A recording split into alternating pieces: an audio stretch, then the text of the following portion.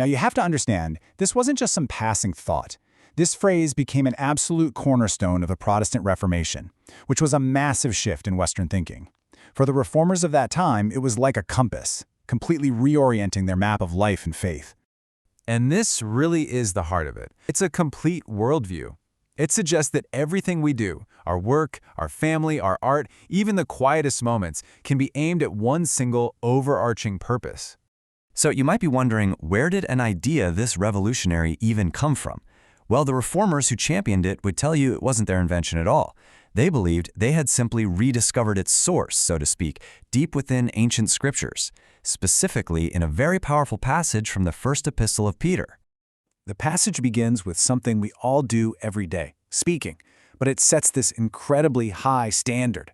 Speak as the oracles of God.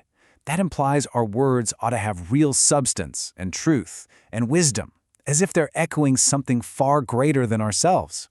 And then, immediately after our words, the passage pivots to our actions, our ministry, or our service. The instruction here is to act not from our own, finite strength, but with the ability we've been given. It's a profound call for humility in everything we do. So you see, we have these two powerful instructions, one for our speech and one for our service. But here's the crucial part. They aren't separate rules to follow. Think of them as two paths converging on the very same destination, building toward a single, unifying purpose. And here it is, the ultimate why. The reason we're to speak with such purpose and serve with such humility is so that God in all things may be glorified. It's about ensuring every word and every deed points away from ourselves and towards something infinitely greater. You know, the logic is beautifully simple when you lay it out like this. It's a clear progression.